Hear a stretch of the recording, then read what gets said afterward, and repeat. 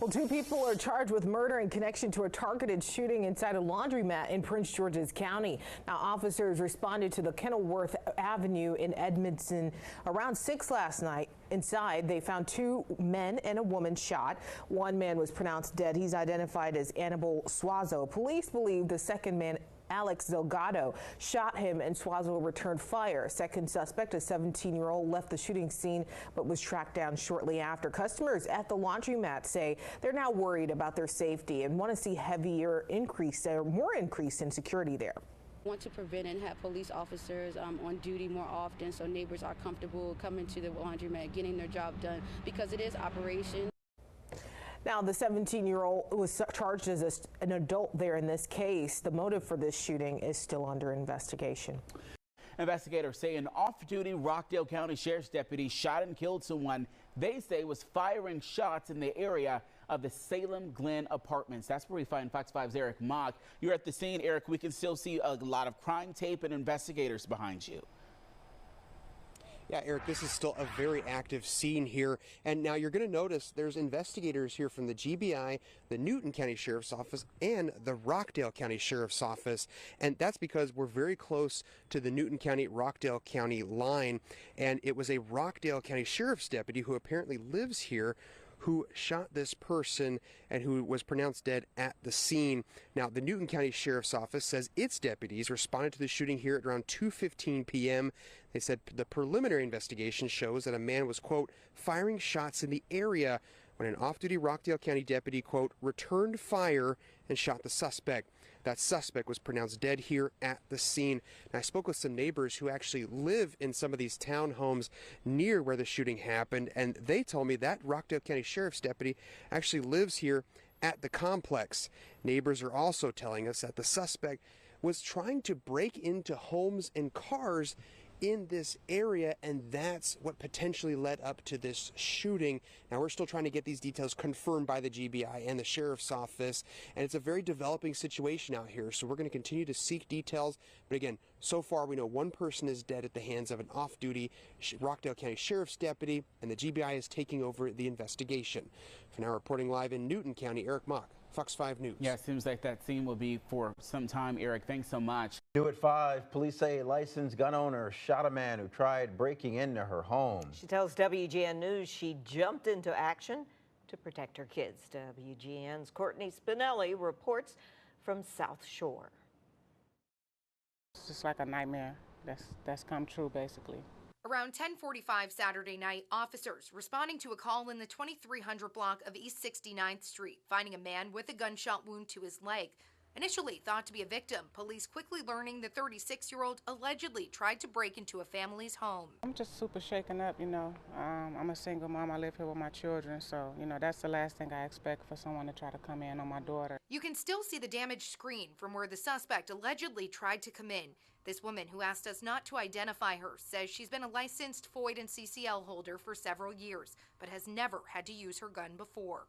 While she was showering, the guy put his hand through the window and she ran out. Mom, somebody's coming through my room, coming through my window.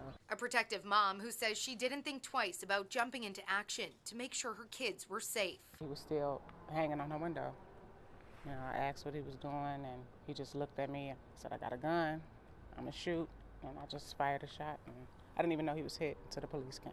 One neighbor says he was watching a friend walk to her car when everything unfolded. Another learning of the shooting in the aftermath. I heard the shot, and so, eventually I checked with her to see if she was okay.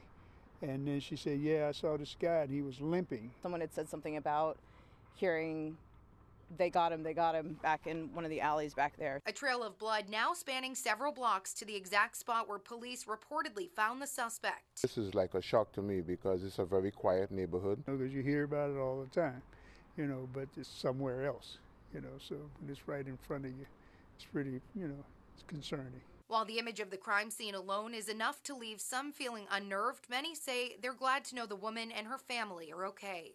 I can assure you that if I was in the same predicament, I would have done the same identical thing. It just goes to show you shouldn't be breaking into people's homes. Meantime, this mother says she's thankful to the officers who responded and that the person who was allegedly responsible was quickly caught. It was just unnerving, and I'm still like jittery, you know, so. In the South Shore neighborhood, Courtney Spinelli, WGN News. Number 3, Monroe County Sheriff's officials say the suspect in a home invasion is dead after being shot by the homeowner. This happened early this morning at a home on Brunner Road in Sweetwater. The sheriff says someone the homeowner did not know broke into the home and was forced back outside. While deputies were responding, they say the intruder went back inside, and that's when that intruder was shot. The person later died. The sheriff says the invader and homeowner, again, did not know each other. A woman shoots and kills a man who broke into her home in the Austin neighborhood. This happened this morning on the 700 block of North Laramie. Police say 2 armed people broke into the home, found an armed woman inside. That led to a shootout where one of the offenders was fatally shot in the chest. No other injuries were reported. Police have not said what happened to the other offender. New tonight, we're hearing from the brother of a man who police say shot 2 people in self-defense, killing one of them. Tulsa police say the 2 people shot were part of a group that went after the man Tuesday night in a North Tulsa neighborhood near Apache and MLK. That second person shot is in critical condition. Fox 23's Paris Rain talked to the brother of the shooter, who says this has been an ongoing issue with that group that unfortunately escalated. Feel sorry for that family or whatever is going on with them, but I told them not to mess with him, you know, and they kept doing it, so it just escalated from there. Anthony Hall is the older brother of the man who fired the deadly shots, and what police say appears to have been self-defense. TPD is not releasing the man's name because he wasn't arrested, but Hall says he got word of what happened over the phone. I received a phone call on the phone and said that there had been a shooting at my home, and my brother would then, it was some guys that kept coming around him. When he get off of work, would be messing with him and stuff like that. And evidently that's what had happened. They did it again, and I had told them, y'all don't mess with my brother.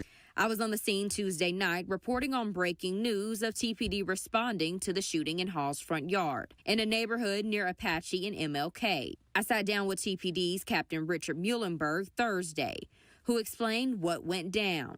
About 5 individuals came onto the homeowner's property and kind of rushed him, pinned him back towards his car, and started to assault him.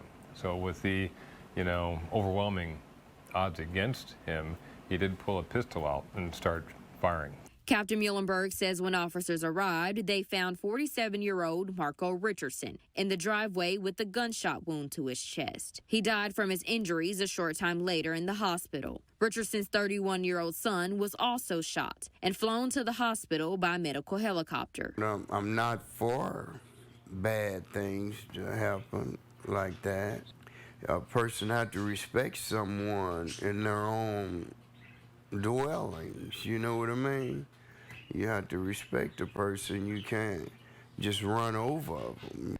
Police are calling this self-defense homicide and have this message for anyone else who finds themselves in a similar situation. All we would advise people to do is really understand the law. If you can avoid confrontation with people, that's always best. So unless you are absolutely your last resort is to defend yourself, try to find other avenues. Try to call us. Covering news that matters, Paris Rain, Fox 23 News.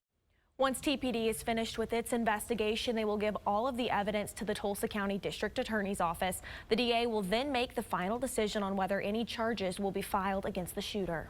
Continues in Sarcoxie. Happened around 1:30 yesterday afternoon. Both Sarcoxie police and Jasper County deputies responded to a residence off 12th Street for a report of a man who had been shot. That man, 39-year-old Brian Jones of Sarcoxie. Authorities say he was shot once in the stomach, taken to a hospital. The injury also non-life-threatening. What's more, they say they identified the shooter. That person has been cooperating, and it appears the shooting was done in self-defense. No other details have been released. If the criminal does not fear the police, a judge, or prison, he must be taught to fear his victims.